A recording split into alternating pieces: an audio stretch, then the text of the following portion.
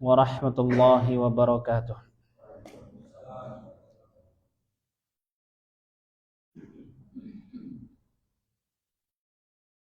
Innal hamdalillah nahmaduhu wa nasta'inuhu wa nastaghfiruh wa na'udzu billahi min syururi anfusina wa min sayyiati a'malina. Man yahdihillahu fala mudhillalah wa man yudlil fala hadiyalah. Asyhadu an la ilaha illallah wahdahu la syarikalah wa asyhadu anna Muhammadan abduhu wa rasuluhu la nabiyya ba'dah. Qala Allah ta'ala fi kitabihil karim, ya ayyuhalladzina amanu taqullaha haqqa tuqatih wa la tamutunna illa wa antum muslimun. Ya ayyuhan nasu taqu rabbakumul ladzi khalaqakum min nafsin wahidah wa khalaqa minha zawjaha wa batha minhuma rijalan katsiran wa nisaa'a wattaqullaha alladzi tasaaluna bihi wal arham innallaha kana 'alaikum raqiba. Ya ayyuhalladzina amanu taqullaha wa qulu qawlan sadida yuslih lakum a'malakum wa yaghfir lakum dhunubakum wa may yuti'illaha wa rasulahu faqad faza fawzan 'azima. Amma ba'du. Ikhwani fid din wa akhwatu fillah, a'azzani Allah wa iyyakum. Segala puji bagi Allah Ta'ala atas segala limpahan karunia dan rahmatnya untuk kita semua. Yang begitu banyak Allah memberikan nikmat-nikmatnya yang tidak terhitung jumlahnya. Yang wajib bagi kita adalah bersyukur atas segala nikmat tersebut dengan cara meningkatkan keimanan, ketakwaan kita, ketaatan kita kepada Allah Subhanahu wa Ta'ala. Dan mudah-mudahan di antara bentuk ketaatan kita kepada Allah Subhanahu wa Ta'ala adalah dengan duduknya kita bersimpuh pada malam hari ini untuk membersamai hadis-hadis Nabi sallallahu alaihi wasallam dalam kitab Ahadits Islahil Qulub yang telah disusun oleh Profesor Dr. Abdul Razak bin Abdul Muhsin Al-Badr hafizahullah ta'ala. Semoga Allah senantiasa menjaga beliau dan menjaga kita dalam keistiqomahan dalam syariat Islam. Amin ya rabbal alamin. Ikhwani fiddin, azani Allah wa iyyakum. Kita masuk pada hadis ke-34 yang diberikan judul oleh penulis Husnudzan billah. Husnudzan, berbaik sangka kepada Allah Subhanahu wa Ta'ala. Di mana Syekh membawakan sebuah hadis yang diriwayatkan oleh Imam Bukhari dan Muslim dalam kedua kitabnya yang sahih dari sahabat yang mulia Abi Hurairah radhiyallahu taala anhu, di mana beliau berkata, qala Rasulullah sallallahu alaihi wasallam, Rasulullah sallallahu alaihi wasallam pernah berkata, yaqulullahu ta'ala ana inda dhanni abdi bi. Allah Subhanahu wa ta'ala berfirman, kata Rasulullah, Allah berfirman, aku itu sesuai persangkaan hambaku kepadaku. Aku sesuai dengan persangkaan hambaku terhadapku. Kemudian Imam Ahmad meriwayatkan dari Wathilah ibnu al-Asqa. Beliau berkata, sami'tu Rasulullah sallallahu alaihi wasallam, Allah Azza wa Jalla berfirman, ana inda dhanni abdi bi falyadhunna bi ma syaa. Kata Allah Subhanahu wa Ta'ala, aku itu sesuai dengan persangkaan hambaku kepadaku, maka hendaklah ia berprasangka kepadaku sesuai dengan kehendak. Dalam riwayat yang lain, riwayatkan oleh Imam Ahmad dari Abu Hurairah radhiyallahu taala anhu, bahwasanya Nabi sallallahu alaihi wasallam dalam redaksi yang lain menyebutkan Allah Subhanahu wa taala berfirman, "Ana inda dhanni 'abdi bi, in dhanna bi khairan falahu, wa in dhanna syarran falahu."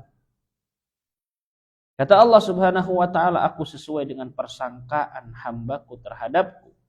Apabila ia berprasangka baik kepadaku, maka kebaikan untuknya. Wa in dhanna syarran falahu, maka kalau dia berprasangka buruk kepadaku, maka keburukan itu untuknya. Dan Imam Muslim meriwayatkan dari Jabir radhiyallahu taala anhu, beliau berkata bahwasanya beliau mendengar Rasulullah sallallahu alaihi wasallam sebelum wafatnya, 3 hari sebelum kewafatan beliau mengatakan, la yamutanna ahadukum illa wa huwa yuhsinu billahi dhanna.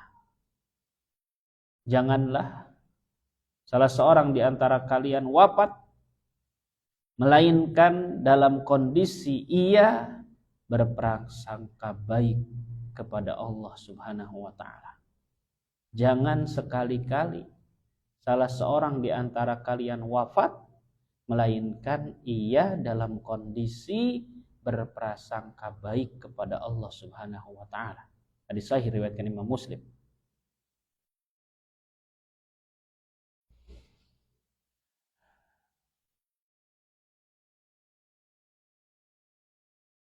Dan Syekh juga membawakan sebuah riwayat. Yang riwayat ini memberikan sebuah penjelasan terhadap firman Allah dalam surat Fussilat ayat 23. Imam Ahmad menambahkan dalam riwayatnya, fa inna qauman qad ardahum su'u dhannihim billah. Sesungguhnya ada sekelompok orang yang persangkaan buruk mereka kepada Allah lah yang menyebabkan mereka terpuruk, hancur, buruk. Itulah firman Allah Subhanahu wa taala, wa dzalikum dhannukumul ladzi dhanantum bi rabbikum ardakum fa asbahtum minal khasirin. Yang demikian itulah, dzalikum, kalian itulah, dhannukumul ladzi dhanantum bi rabbikum, yang seperti itulah persangkaan kalian dari apa yang kalian persangkakan terhadap Rabb kalian. Ardakum, yang merendahkan kalian, menghinakan kalian. Fa asbahtum minal khasirin, yang dengan itu kalian menjadi kelompok golongan orang-orang yang merugi. Surat Fussilat ayat 23. Jadi kata Syekh, di antara bentuk ubudiyatil qalbil azimah, bentuk ubudiyah hati yang begitu agung, dan kewajiban iman yang mulia adalah berprasangka baik kepada Allah Subhanahu wa taala. Sesungguhnya berprasangka baik kepada Allah Subhanahu wa taala itu adalah maqamun ali, sikap yang tinggi dari sikap-sikap beragama yang mulia, yang memiliki derajat yang mulia yang tinggi. Allah Subhanahu wa taala tidak akan pernah menyia-nyiakan persangkaan baik seorang hamba, di mana Allah Subhanahu wa taala dalam surat Hud ayat 115 mengatakan, fa innallaha la yudhi'u ajral muhsinin. Sesungguhnya Allah tidak akan pernah menyia-nyiakan pahala orang-orang yang berbuat ihsan, berbuat baik, Termasuk diantaranya adalah berprasangka baik kepada Allah Subhanahu wa ta'ala. Begitu banyak dalil, kata Syekh, akan kemuliaan kedudukan berhusnudzan kepada Allah Subhanahu wa ta'ala, berprasangka baik kepada Allah Subhanahu wa ta'ala. Kalau Allah sudah putuskan sebuah takdir untuk kita, ketetapan untuk kita, pertama kali yang harus kita terima adalah semua ini dari Allah Subhanahu wa ta'ala. Apapun kondisi, di mata kita itu menyakitkan, di mata kita itu betul-betul pahit rasanya, maka hati kita jangan sampai berburuk sangka kepada Allah Subhanahu wa ta'ala, sekalipun itu betul-betul menyakitkan diri kita.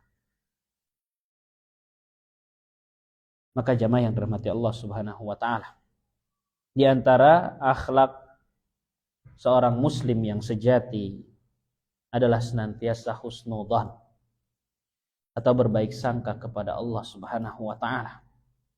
Dan ini sejatinya adalah nikmat, kenikmatan. Seseorang yang senantiasa berhusnudzan sama Allah Subhanahu wa ta'ala, ketahuilah itu nikmat dari Allah Subhanahu wa ta'ala. Sebab Allah Subhanahu wa ta'ala, sebagaimana tadi disebutkan, itu sesuai dan akan mengikuti persangkaan dari seorang hamba terhadap Allah Subhanahu wa ta'ala. Lengkapnya kami akan bacakan riwayat Imam Bukhari dan Muslim yang tadi disebutkan oleh Syekh Abdul Razak bin Abdul Muhsin Al-Badr hafizahullahu ta'ala. Ana inda dhanni abdi bi, kata Allah Subhanahu wa ta'ala, yang disebut dengan hadis qudsi, ya, sebuah hadis kalau ya disandarkan kepada Allah Subhanahu wa ta'ala, maka itu disebut dengan hadis qudsi, hadis yang suci. Ya, Allah Subhanahu wa ta'ala berfirman, aku memperlakukan hamba itu sesuai dengan persangkaannya terhadapku. Wa ana ma'ahu idza dzakarani, maka aku akan bersamanya saat ia mengingatku. Fa in dzakarani fi nafsi, jika ia mengingatku dalam dirinya pada saat sendirian, maka kata Allah, dzakartuhu fi nafsi, maka aku akan mengingatnya dalam diriku. Wa in dzakarani fi mala'in, jika ia mengingatku dalam satu perkumpulan orang banyak, maka kata Allah, dzakartuhu fi mala'in khairin minhum, aku akan mengingatnya dalam perkumpulan yang jauh lebih baik dari perkumpulan itu. Wa in taqarraba ilayya bisyibrin, jika sekiranya ia mendekat kepadaku satu jengkal, kata Allah, taqarrabtu ilaihi dhira'an, maka aku akan mendekat kepadanya satu hasta. Wa in taqarraba ilayya dhira'an, kalau sekiranya ia mendekat kepadaku satu hasta, taqarrabtu ilaihi ba'an, maka aku akan mendekat kepadanya satu depah.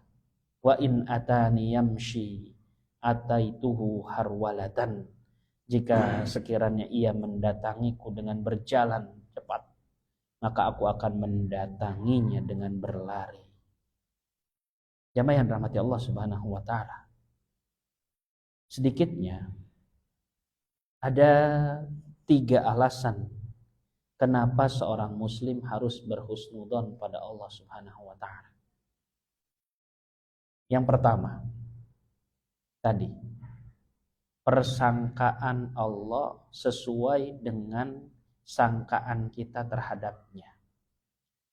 Allah, kata Allah tadi, akan memperlakukan seorang hamba sesuai dengan persepsi hamba itu kepada Allah Subhanahu wa ta'ala.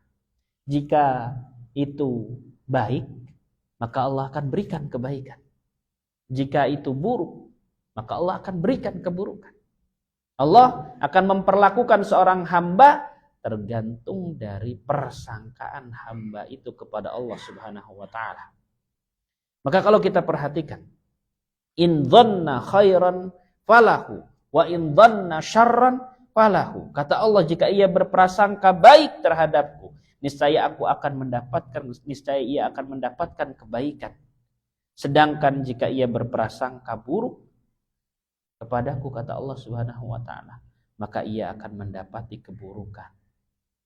Oleh karena itu jamaah, tadi disebutkan 3 hari sebelum wafatnya Nabi Shallallahu Alaihi Wasallam, Nabi berwasiat. Ini artinya salah satu di antara wasiat Nabi sebelum Nabi wafat. Dan kita tahu yang namanya wasiat itu adalah perkara-perkara penting.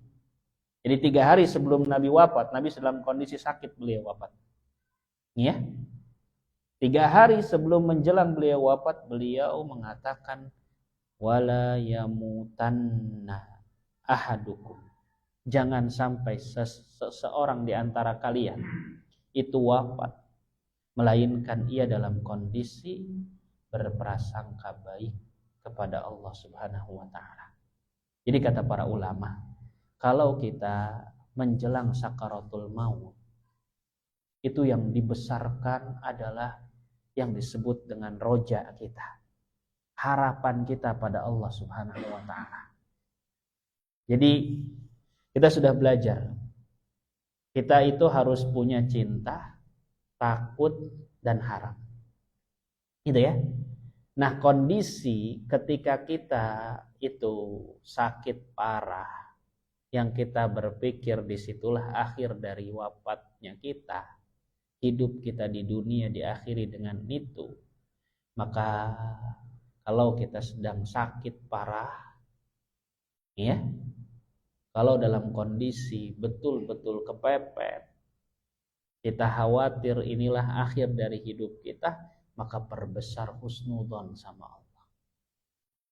Maksudnya apa? Kita ingatnya Allah Maha Pengasih, Allah Maha Penyayang. Lihat, Allah menyebutkan tadi, jika ia mengingatku, maka kata Allah, aku akan mengingatnya dalam diriku.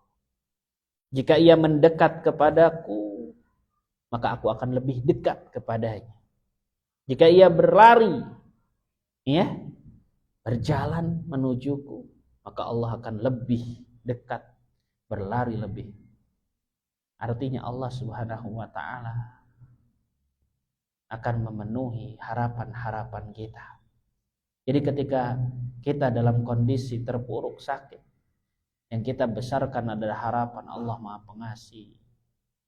Ya, jangan putus asa. Kita punya Rabb yang Maha Pengasih lagi Maha Penyayang. Allah Ghafur. Allah Maha mengampuni dosa-dosa kita. Maka justru kita husnudzon sama Allah Subhanahu wa taala. Kita banyak dosa, iya, tapi Allah itu Maha Pengasih lagi Maha Penyayang. Maka perbesar husnudzon. Allah itu sesuai dengan persangkaan hambanya. Maka ketika kita sakaratul maut, itu yang kita ingat Allah Subhanahu wa taala yang Maha Pengasih lagi Maha Penyayang. Yang dengan itu, kalau kita akhir dari hidup kita itu husnudzon sama Allah, maka persangkaan itulah, kebaikan itulah untuk kita. Kalau kita meyakini Allah Subhanahu wa taala akan mengampuni dosa-dosa kita, dan Allah Subhanahu wa taala itu disebutkan dalam hadis yang qudsi yang lainnya, kalau seseorang itu datang membawa dosa sepenuh bumi, namun ia mau bertaubat kepadaku, aku akan ampuni dan aku enggak peduli, kata Allah Subhanahu wa taala. Jadi jangan berputus asa dari rahmat Allah. Sebesar apapun dosa kita, ya, orang yang membunuh 100 nyawa, gitu ya, ini kisah sudah sering kita dengar. Ini menunjukkan kalau dosa kita mungkin sama, apalagi kalau lebih rendah dari itu, kita nggak pernah bunuh orang. Ini 100 orang dibunuh. Ya, 100 orang dibunuh. Tapi ketika dia mau bertaubat, sungguh-sungguh dia. Jadi kisahnya 100 pembunuh nyawa ini mau taubat, kemudian diajarkan oleh seorang alim untuk hijrah dari tempatnya menuju sebuah pedesaan untuk dia hijrah. Namun sebelum dia sampai ke pedesaan tersebut, dia sudah wafat lebih dulu. Gitu ya. Kemudian diceritakan oleh Nabi, malaikat adab sama malaikat rahmat datang berebut. Ya, dia sudah taubat. Malaikat adab bilang enggak. Dia ini pembunuh 100 nyawa. Ya, kemudian diperintahkan agar dihitung jaraknya, lebih dekat mana. Kalau lebih dekat kepada tempat ya yang dia tuju dari tempat hijrahnya, maka diambil oleh malaikat rahmat. Tapi kalau lebih jauh, maka diambil oleh malaikat adab. Tapi ternyata Allah Subhanahu wa taala jadikan ya lebih dekat kepada tempat hijrahnya 1 jengkal. Allah ampuni dan Allah enggak peduli. Maka kalau dosa kita di bawah itu, maka Allah enggak peduli dengan dosa-dosa kita. Yang penting kita mau taubat. Ya, maka jangan berprasangka buruk. Ya, berprasangka buruk sama Allah Subhanahu wa taala itu khawatir, ya, justru itulah yang akan kita dapatkan, yaitu keburukan. Maka poin yang kedua, di antara alasan mengapa kita harus berhusnudzon sama Allah Subhanahu wa taala, yang kedua, Allah itu sangat menyayangi hambanya. Allah adalah Rabb yang maha pengasih lagi maha penyayang kepada hambanya. Bahkan sayangnya terhadap hamba-hambanya, ya, itu disebutkan melebihi dari rasa cinta kita kepada diri kita sendiri, jamaah. Ya, kalau kita mau betul-betul ya berpikir, orang yang paling kita cinta itu sebenarnya diri kita sendiri. Walaupun kita bilang sayang sama istri, sayang sama anak-anak kita, itu ya. Tapi sebenarnya kalau kita mau jujur, zat yang paling kita sayangi itu adalah diri kita sendiri. Ini bukan egois, tapi memang fitrah. Ya. Mau gimana pun, ya, kalau kita mau dimasukkan ke dalam neraka, kita akan milih untuk kalau bisa, gitu, ya, bisa nggak digantikan sama anak kita? Sayang apapun kita sama anak kita. Maka pada hari kiamat kelak nanti, ketika betul-betul melihat kiamat itu, betul-betul melihat seseorang itu sudah tidak ingat lagi dengan anak. Ya, ya firru min akhi. Dia akan lari dari saudaranya. Dia akan lari dari keluarganya, dari anak-anak.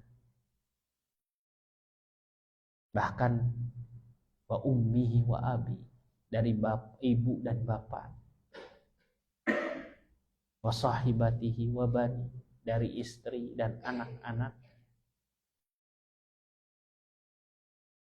Maka Allah Subhanahu wa taala ternyata lebih menyayangi kita melebihi diri kita menyayangi diri kita sendiri.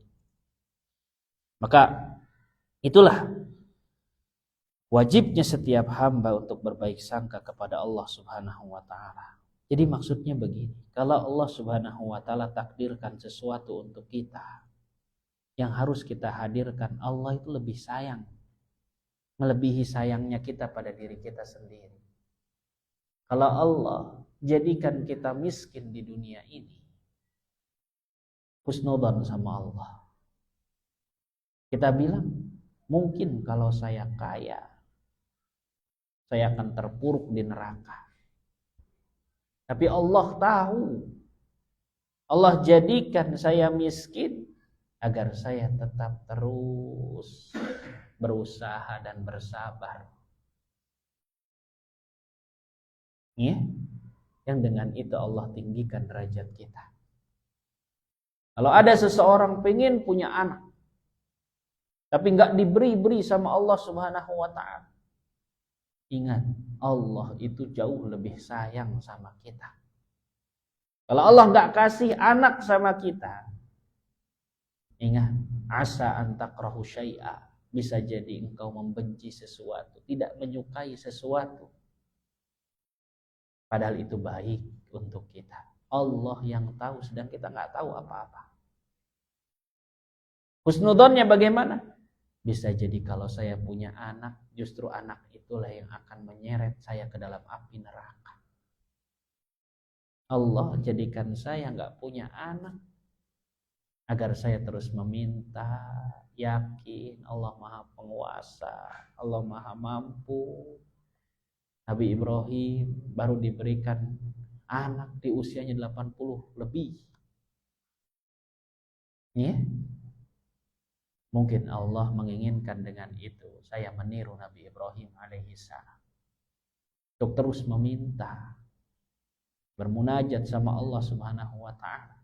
Mungkin gak diberikan anak, karena kalau sekiranya anak itu lahir, itu seperti dikisahkan dalam surat Al-Kahfi, ketika Nabi Khidir membunuh seorang anak. Itu kalau kita renungkan kisahnya, itu bukan karena apa-apa. Dibunuh anak tersebut atas wahyu dari Allah karena kedua orang tuanya soleh, disebutkan. Istilahkan. Ulang kembali kisah, ya, belajarnya Nabi Musa alaihi salam kepada Nabi Khidir dalam surat Al-Kahfi. Ada seorang anak dibunuh oleh Khidir. Tahu ya Pak kisahnya? Itu disebutkan, itu bukan karena Allah benci sama kedua orang tuanya. Justru kedua orang tuanya itu keduanya soleh. Allah cabut nyawa anak tersebut karena Allah tahu kalau anak ini tumbuh besar, anak inilah yang akan menjadikan kedua orang tuanya kafir. Silahkan kembali direnungkan. Jadi bisa jadi Allah Subhanahu wa Ta'ala itu tidak memberikan apa yang kita inginkan. Karena Allah tahu ada yang lebih baik yang Allah siapkan untuk kita. Yang pasti, yakin Allah lebih mencintai kita melebihi diri kita. Tinggal yakin itu tadi. Yakin gak? Ini yang disebut dengan islahul qulub, perbaikan untuk hati kita. Masalahnya kalau kita gak yakin ini tadi. Ini namanya suudzon sama Allah Subhanahu wa Ta'ala.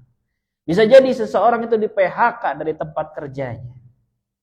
Itu justru adalah kebaikan. Ya? Ada seseorang disebutkan kisahnya, ada terpotong jarinya. Singkat cerita, dia itu tertawan oleh sebuah suku yang suka menyembah berhala dengan cara menyembelih manusia. Itu. Tapi pas dia ditangkap, sebelumnya dia berpikir ini adalah keburukan. Tapi ternyata beberapa waktu berikutnya dia sadar, ternyata terbebasnya ia dari pengorbanan para kaum yang telah mempenjarakan ia untuk dikorbankan kepada berhala mereka, nggak jadi disebabkan gara-gara tangannya yang cacat. Allah tahu, kita nggak tahu apa-apa itu. Jadi ada sesuatu yang Allah tarik dari kita. Allah cabut kenikmatan yang mungkin kita rasakan kenikmatan tersebut. Yakin husnudzon. Allahumma ajurna bi musibatina. Kita berdoa sama Allah. Ya Allah, berikanlah pahala atas musibah ini. Gitu. Dan kita minta agar Allah berikan ganti yang jauh lebih baik. Itu. Yang pasti Allah Subhanahu wa Ta'ala itu melebihi sayangnya dari kita sendiri. Demi Allah, sungguh sayangnya Allah kepada para hambanya jauh lebih besar daripada sayangnya seorang ibu terhadap bayinya. Itu disebutkan dalam sebuah kisah oleh Nabi SAW ketika ada seorang ibu setelah pasca peperangan dia cari-cari anaknya. Gitu ya. Dia kalang kabut mencari anaknya, akhirnya ketemu anaknya tersebut, langsung disusui anak tersebut. Senangnya ibu tersebut. Ketemu lagi sama anaknya. Kalau kita lihat Aceh yang sekarang gitu ya. Itu ada beberapa ibu yang belum ketemu sama anaknya. Gitu. Kalau kita menyaksikan seorang ibu ketemu seperti itu, ketemu sama anaknya, bagaimana kita melihat seorang ibu tersebut senang dan sebagainya. Lalu seperti itulah Nabi mengatakan, lalu tanya oleh Nabi, bagaimana menurut kalian? Apakah ibu tersebut akan rela melemparkan anaknya tersebut ke dalam api? Para sahabat mengatakan, gak mungkin lah. Ibu tersebut begitu sayang sama anaknya. Gak mungkin. Tadi dia kalang kabut nyari anaknya itu. Setelah ketemu kemudian dia susui anak tersebut. Kemudian Nabi tanya, apakah ibu tersebut kira-kira menurut kalian akan rela melemparkan anaknya ke dalam api? Para sahabat sepakat mengatakan gak mungkin. Kata Nabi SAW, demi Allah. Nabi bersumpah, Allah jauh lebih menyayangi hambanya melebihi wanita tersebut kepada anaknya tersebut. Jadi Nabi kasih gambaran, gak mungkin Allah itu zalim. Allah sudah haramkan kezaliman untuk dirinya. Allah sudah bersumpah, aku telah haramkan kezaliman untukku. Allah gak akan mungkin zalim pada hambanya. Hambanya taat, masa Allah akan berikan ke dalam api neraka? Allah akan lemparkan ke dalam api neraka? Gak mungkin. Hambanya bertobat, Allah tetap siksa, Allah adab? Enggak. Yang penting kita betul-betul taubat nasuha. Allah ampuni dosa-dosa kita. La taqnatu min rahmatillah. Jangan berputus asa dari rahmat Allah. Dengan itu kita sadar Allah lebih sayang sama diri kita. Yang penting kita husnudzon. Kalau Allah cabut nyawa dari orang-orang yang kita cintai, Allah cabut pekerjaan atau gaji yang selama ini kita dapatkan, jabatan, kehormatan, ya, ataupun apapun itu yang menurut pandangan kita itu menyesakkan dada-dada kita, yang perlu kita kedepankan husnudzon sama Allah. Bisa jadi kalau saya tetap mendapatkan hal itu, itulah sumber di mana saya jauh dari Allah. Itu. Iya. Itu yang kedua. Yang ketiga, kalau tadi bicara tentang saya sayang, Allah itu yang ketiga sangat gembira dengan taubatnya hambanya.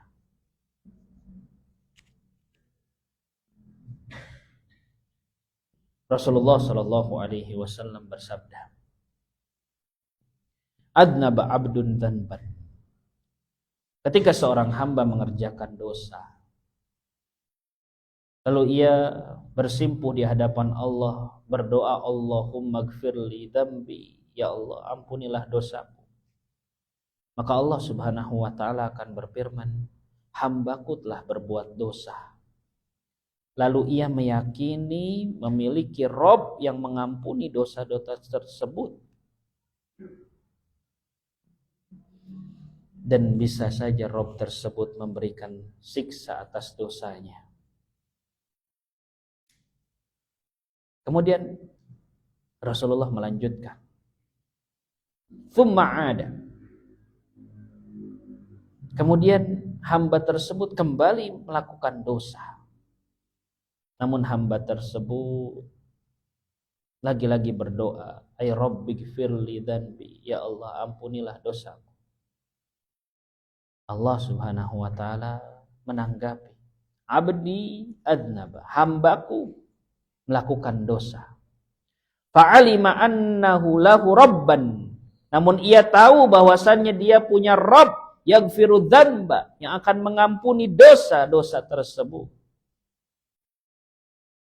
Sekalipun ia bisa untuk mengadabnya. Tsumma ada, kembali lagi. Jadi dia taubat, balik lagi maksiat, buat lagi dosa. Kemudian tapi dia bertobat lagi, minta ampun sama Allah. Ay rabbighfirli dzambi, ya Allah ampunilah dosa-dosaku.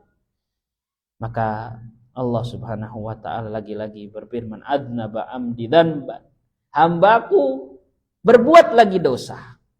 Fa'alima anna lahu rabban, namun ia tahu dia punya Tuhan yang akan mengampuni dosa-dosa tersebut. Ia meyakini bahwa Robnya mengampuni dosa-dosa tersebut dan bisa saja memberikan siksa atas dosa tersebut. Namun lagi-lagi hamba tersebut itu melakukan dosa. Namun lagi-lagi dia bertobat sama Allah. Ya Rob, ampunilah dosaku. Maka Allah pun berfirman, hambaku telah berbuat dosa. Namun ia meyakini bahwa Robnya mengampuni dosa-dosa tersebut dan memberikan siksa karena dosa tersebut. Maka kata Allah, berbuatlah sekehendakmu, karena sesungguhnya aku selalu akan mengampuni dosa-dosamu. Perhatikan jamaah rahmati Allah Subhanahu wa taala. Hatinya tetap yakin Allah akan mengampuni dosa-dosanya, bukan main-main. Ini bukan sekedar yakin Allah Subhanahu wa taala mengampuni, kemudian kita jadikan apa patokannya ini? Oh, berarti kalau gitu saya taubat sama Allah, saya besok ngelakuin lagi dosa. Masalahnya kita nggak pernah tahu kita bisa ngucapin Allahumma gfirli enggak setelah kita berbuat dosa. Itu masalahnya, kita nggak pernah tahu ketika kita melakukan maksiat itu kita sempat buat taubat apa enggak. Hadis ini bukan legalitas buat kita ngulang lagi ke dosa, ngulang lagi enggak. Ini tentang konteksnya Allah mengampuni dosa walaupun kita lagi-lagi jatuh kepada dosa yang sama bahkan. Jadi jangan pernah berputus asa. 100 pembunuh nyawa itu kan berarti enggak main-main. Tapi Allah ampuni. Jadi dosa apa yang pernah kita lakukan, maksudnya jangan pernah berputus asa. Allah ampuni. Bahkan kalau dia terus berdoa pada Allah Subhanahu wa taala atas dosa-dosa kita, Allah akan katakan, silahkan berbuat sekehendakmu, sesungguhnya aku telah ampuni dosa-dosa. Tapi Allah tentu melihat pada hati-hati kita, ini taubat beneran apa taubat sambel? Taubat sambel gimana? Ya, taubat itu disebutkan oleh Nabi an-nadamu taubah. Inti dari taubat itu penyesalan, bukan main-main. Inti taubat itu nyesel. Tapi kalau kita sudah bertaubat sama Allah, betul-betul kita nyesel dengan dosa kita, qadarullah kita jatuh lagi pada dosa. Maksudnya dalam hadis ini jangan putus asa. Minta lagi doa sama Allah untuk diampuni. Allah akan ampuni. Sebesar apapun dosa kita, sepenuh bumi apapun dosa kita. Jadi jangan berputus asa maksudnya dalam hadis ini. Terus jangan sampai kita yang gak berbuat dosa itu meremehkan orang-orang yang bertaubat. Jangan sampai. Ya? Allah murka sama orang yang seperti ini. Meremehkan. Ini orang. Ya? Taubat. Jatuh lagi. Maksiat lagi. Ntar balik lagi ke masjid. Nangis-nangis. Besoknya mabok-mabokan lagi. Hati-hati. Jangan antum jadi Tuhan. Hadis ini memberikan penjelasan buat kita. Bisa jadi orang yang mabuk-mabukan yang itu Allah ampuni, sedangkan kita karena kesombongan meremehkan orang lain, kita lah yang terpuruk di neraka. Bisa jadi dia nyesel setelah dia mabuk. Jadi jangan sampai kita itu merasa lebih baik dari orang lain. Sekalipun kita lihat faktanya, dia mabuk-mabukan. Saya nggak pernah nyentuh bahkan cium minuman keras pun nggak pernah. Berarti saya lebih baik dari dia. Oh enggak, hati-hati antum. Ya, pembunuh 100 nyawa itu sebelumnya waktu 99 kali membunuh, itu dia tanyanya sama orang yang nggak paham tentang hadis-hadis ini. Dia cuma ahli ibadah. Yang asal bunyi ketika ditanya, adakah taubat untuk saya sudah membunuh 99 nyawa. Langsung parah banget 99 nyawa. Terus dia bilang, nggak ada taubat buat antum, nggak ada pintu surga buat antum, udah. Langsung dia kalau gitu ya udah penggal lagi aja. Maka jadilah 100 orang. Ya, dalam riwayat yang lain itu diceritakan tentang bagaimana seorang abid itu orang yang senang ibadah tapi tanpa ilmu. Ini Allah murka sama orang tersebut. Kenapa? Karena dia telah mendahului Allah. Apa gerangan yang telah menjadikan dirimu sebagai berkedudukan seperti Allah yang memvonis seseorang itu nggak ada pintu taubat, pintu surganya? Ini hati-hati kita. Kita nggak pernah main zina, main khomer, main ini kemudian kita merasa tinggi hati. Hati-hati jamaah. Bisa jadi orang yang sedang mabuk-mabukan di sana kemudian dia taubat, kemudian diterima, kemudian kita menghina, justru kita lah. Disebutkan oleh para ulama, tidaklah ada seseorang itu menghina, melecehkan, merendahkan seseorang atas maksiat yang dilakukannya. Kata para ulama, sunnatullahnya orang tersebut akan jatuh pada maksiat yang sama. Entah kapan. Jadi jangan pernah menghina orang lain yang jatuh. Kita benci sama maksiat tersebut, betul. Tapi selalu ingat kita nggak boleh tinggi hati, merasa suci, merasa lebih baik. Ini Allah bisa ampuni. Jangan sampai kita mendudukan diri kita lebih baik dari orang lain, walaupun kita rajin sholat. Kita hanya husnudzon sama Allah. Kalau kita terus Allah jaga. Itu. Maka yang justru kita ketemu sama orang-orang seperti itu tuh, kalau dalam hadis ini saja Allah itu maha pengasih, maha penyayang, harusnya kita pun sama. Menyayangi orang-orang tersebut. Untuk maksudnya bertaubat kembali. Rangkul mereka. Taubat. Duduk bareng. Ajak ngopi. Ajak ke masjid. Bisa jadi ada di antara hamba-hamba tersebut itu yang gak ngerti hadis ini. Yang seperti ini tuh kita bacakan antum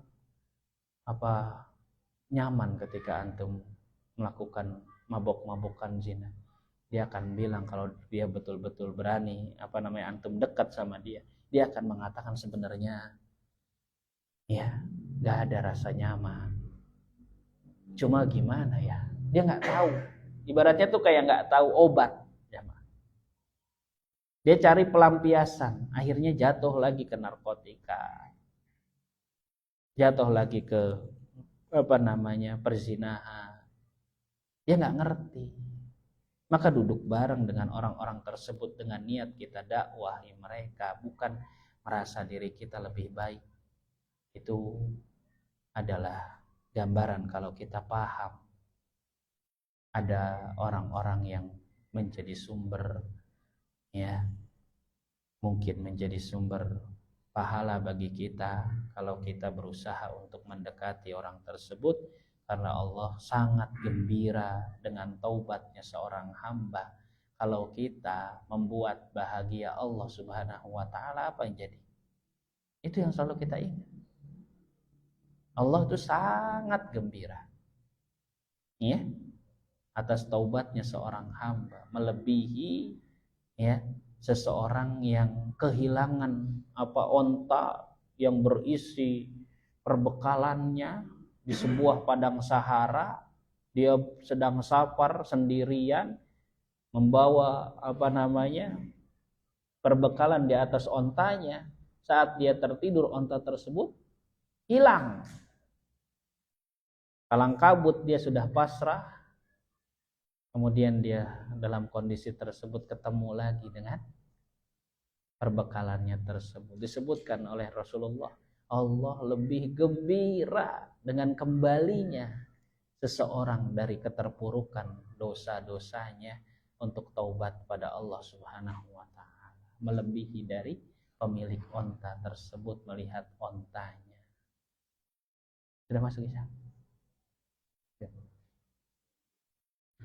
Nah, jadi nanti kita akan bacakan bagaimana Allah Subhanahu wa taala betul-betul mencintai orang-orang yang mau kembali bertaubat kepada Allah.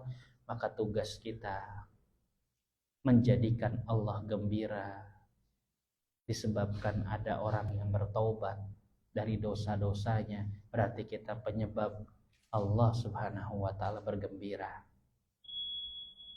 Lalu apa pahalanya? Tidak tahu. Yang jelas kita telah membuat Allah bahagia. Allah ta'ala alam bisawab. Nah, qadar.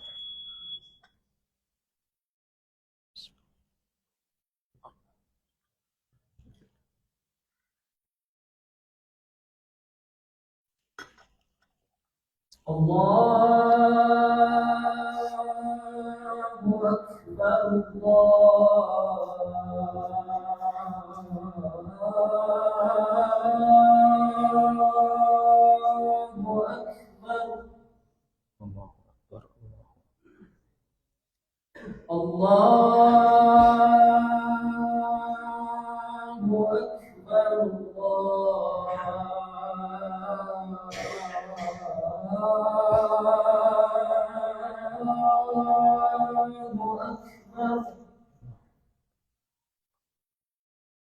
Asyhadu an la ilaha illallah.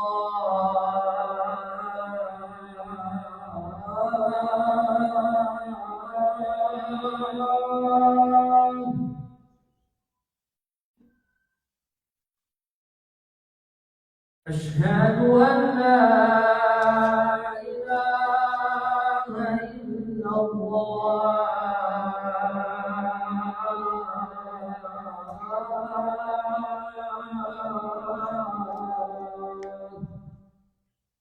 أشهد أن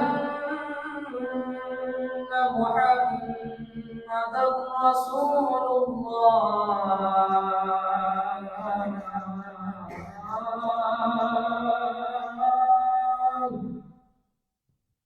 أشهد أن محمدا رسول الله.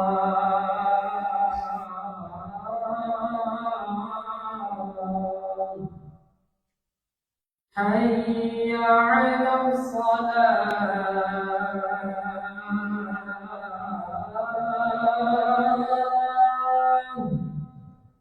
حي على الصلاة.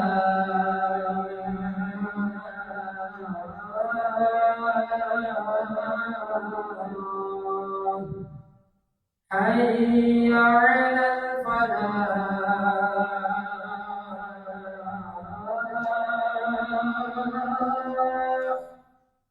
حي على الفلاح.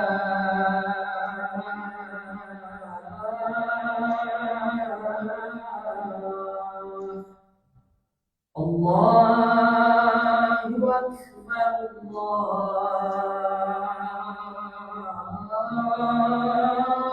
الله أكبر. لا إله إلا الله.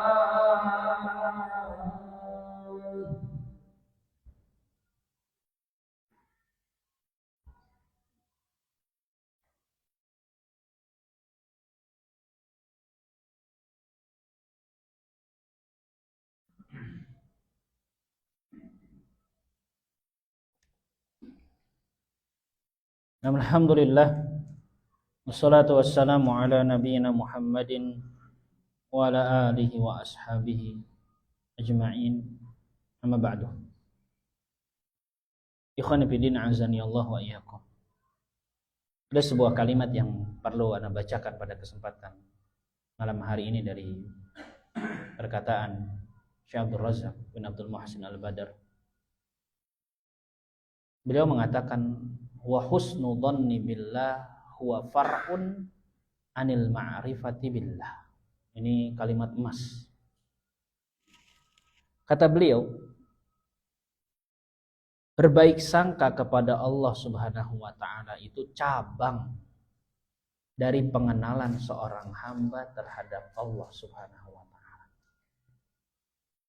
Semakin seorang hamba itu mengenal Allah Subhanahu wa ta'ala, maka dia akan paham betul bagaimana sosok Allah Subhanahu wa ta'ala, dan ia akan betul-betul yakin.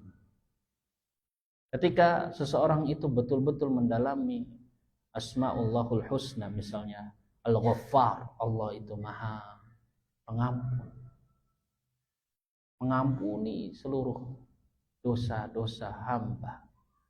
Bahkan kalau dosa hamba itu memenuhi setinggi awan, setinggi langit, Allah Subhanahu wa ta'ala ampuni. Allah berfirman dalam sebuah hadis qudsi yang disebutkan oleh Nabi sallallahu alaihi wasallam, diriwayatkan oleh Imam At-Tirmidzi, disahihkan oleh Syekh Al-Albani. Allah Ta'ala berfirman, ya ibna Adam, wahai anak cucu Adam, innaka ma da'autani wa rajautani ghafartu laka ala ma kana fika wala ubali. Wahai anak Adam, selama kamu mau berdoa dan berharap kepadaku, kata Allah, niscaya aku akan ampuni dosa-dosamu dan aku enggak peduli. Allah melanjutkan, ya bena Adam, wahai anak cucu Adam, lau balagat dzunubuka ana as-sama. Wahai anak Adam, kalau sekiranya dosamu itu setinggi awan, sumastagfartani ghafartu laka wala ubali, namun engkau mau untuk memohon ampun kepadaku, kata Allah, aku akan ampuni dan aku enggak peduli sebanyak apapun dosamu. Ya bena Adam, wahai anak Adam, innaka lau ataitani biqurabil ardi khataya.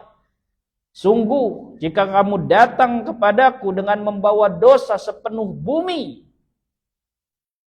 tsumma lakitani la tusyriku bihi syai'a, kemudian engkau menemuiku dalam kondisi tidak membawa dosa syirik, menyekutukanku dengan sesuatu apapun, ta'ataituka biqurabiha maghfirah, kata Allah, niscaya aku akan mendatangimu dengan membawa ampunan sepenuh bumi pula. Allah Al-Ghaffar, yang Maha Pengasih lagi Maha Penyayang, yang mengampuni dosa-dosa seorang hamba. Allah At-Tawwab, yang menerima taubat seorang hamba. Qul ya ibadi, kata Allah Subhanahu wa ta'ala dalam surat Az-Zumar ayat 53. Allah perintahkan, qul, katakan wahai Muhammad, ya ibadiyalladzina asrafu ala anfusihim, wahai hamba-hambaku, alladzi asrafu ala anfusihim, yang mereka melampaui batas atas diri-diri mereka. La taqnatu min rahmatillah, janganlah kalian berputus asa dari rahmat Allah. Innallaha yaghfirudz dzunuba jami'a, sesungguhnya Allah akan mengampuni seluruh dosa apapun itu. Innahu huwal ghafurur rahim, sesungguhnya Allah adalah zat yang maha pengampun lagi maha mengasihi. Surat Az-Zumar ayat 53. Allah perintahkan agar dibacakan kepada orang-orang dari hamba-hamba Allah yang telah melampaui batas, yang sudah mendolimi diri mereka sendiri. Mereka sadar, ya, berzina, minum arak, alkohol, narkotika, melakukan tindakan korupsi, itu semua merusak diri mereka sendiri. Mereka nggak sayang sama diri mereka sendiri. Tapi Allah Maha Pengasih lagi Maha Penyayang. Kata Allah, jangan berputus asa dari rahmat Allah. Sesungguhnya Allah akan mengampuni seluruh dosa tersebut. Ingat, Allah itu Ghafurur Rahim, Maha Pengampun lagi Maha Pengasih, Maha Penyayang. Kalau kita tertimpa musibah, tertimpa penyakit, perbaiki persangkaan kita sama Allah Subhanahu wa ta'ala. Allah akan sembuhkan. Allah inginkan dengan sakit tersebut untuk kafarah, penebus dari dosa-dosa kesalahan kita. Dalam sebuah hadis disebutkan, ya, ketika seorang hamba itu terus ditimpa ujian demi ujian, bala demi bala, namun dia terus bersabar, maka ia berjalan di muka bumi ini dalam kondisi tanpa ada dosa. Allah inginkan hamba tersebut itu wafat dalam kondisi dia tidak membawa dosa apapun. Caranya bagaimana? Kalau Allah mencintai seorang hamba, Allah timpakan bala untuknya. Kata Nabi SAW, "Idza ahabballahu qauman ibtalahum." Apabila Allah mencintai seseorang, maka Allah akan berikan bertubi-tubi ujian untuknya. Tujuannya agar apa? Agar ia berjalan di muka bumi ini tanpa dosa. Tanpa dosa. Allah itu tidak ingin hambanya yang Allah cintai ini datang di akhirat dia harus mempertanggungjawabkan dosa-dosanya tersebut, dan adab akhirat jauh lebih daripada yang kita bayangkan, daripada rasa perih, rasa sakit, rasa tidak enak yang kita rasakan di dunia, jamaah. Ya? Jadi kalau kita dapat musibah atau apa, yang kita ingat Allah ingin dengan ini Allah hapuskan dosa-dosa kita. Allah cinta dengan hamba-hambanya, maka Allah jadikan musibah-musibah tersebut itu adalah penggugur dari dosa-dosa kita. Maka apapun, jangankan sakit yang parah. Kata Nabi SAW, tertusuk duri saja kaki kita, itu pengampun dari kafarah dosa-dosa yang kita lakukan. Kita itu pendosa, jemaah. Pendosa. Maka ketika kita itu pendosa, kita punya Allah yang Maha Pengasih lagi Maha Penyayang yang mengampuni dosa-dosa kita. Yang penting kita mau tobat, kembali, kita nyesel sama dosa-dosa kita. Kita mau sujud, kita mau betul-betul menyesali apa yang telah kita lakukan. Kita mau kembali sama Allah Subhanahu wa ta'ala. Sebanyak apapun dosa kita, Allah akan ampuni, Allah gak peduli. Cuma hati kita itu keras. Kita gak mau lama-lama sujud. Bahkan dalam saat sujud saja kita lupa sama Allah Subhanahu wa ta'ala. Kita gak mau taubat sama Allah Subhanahu wa ta'ala. Itu masalahnya. Masalahnya hati kita ini yang keras. Banyak dosa yang kita lakukan, tetap aja kita gak mau bertobat sama Allah Subhanahu wa ta'ala. Gak ada penyesalan.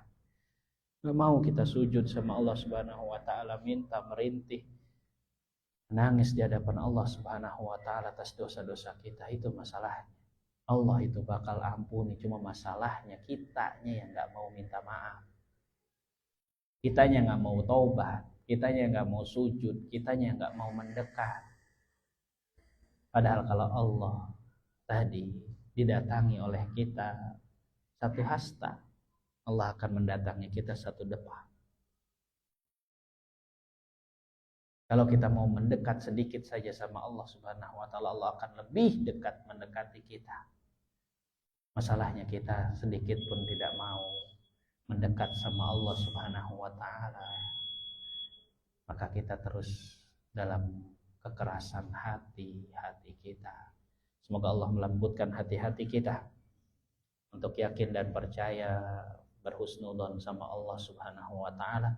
Allah Maha Pengasih lagi Maha Penyayang terhadap hamba-hambanya yang akan mengampuni dosa-dosa kita. Wabillahi taufiq wal hidayah. Sallallahu alaihi wa akhiru da'wana alhamdulillahi rabbil alamin. Assalamualaikum warahmatullahi wabarakatuh.